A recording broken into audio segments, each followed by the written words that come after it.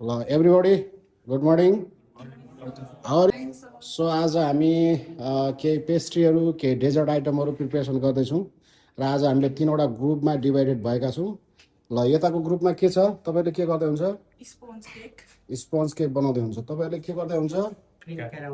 Cream caramel. अनि यतापट्टिको ग्रुपले के गर्दै हुन्छ? भेनिला कफ केक। ओके, वाटर र सुगर मिसाउनु भयो। Okay, nice. Supply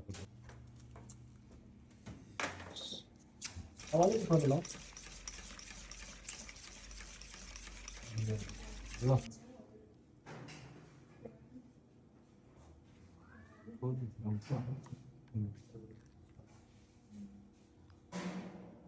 good, perfect.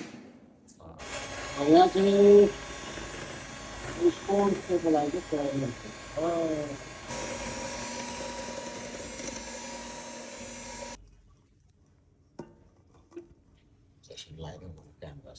हो त्यसरी तान है।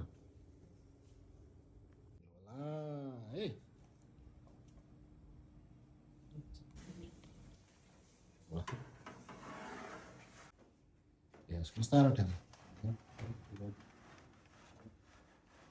यस, पर्फेक्ट।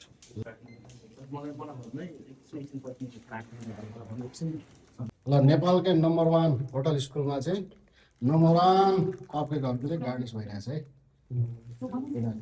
ल नम्बर 1 होइन भाइ? हजुर सर। खै त हाँसेरै भनेन। ल हेलो एभ्रिवान, यसको नाम चाहिँ चक्लेट मुस हो। हामीले चाहिँ यसलाई chocolate double boiler method use गरेर त्यसलाई मेल्ट गरेर त्यसपछि बटर हालेर प्रिपेयर गरेको। अनि यो चाहिँ हाम्रो पेस्ट्री हो।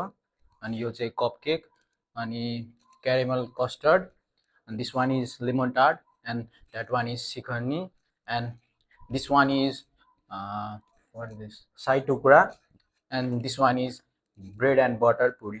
एभ्रिवान, यो चाहिँ भनिला कपकेक्स हो। यसलाई चाहिँ हामीले फ्लोर अनि सुगरको मिश्रण प्लस हामीले कोको पाउडरबाट चाहिँ यसलाई मिक्स गरेर एकदम बेक गरेर बनाएको एउटा स्विट डेजर्ट हो।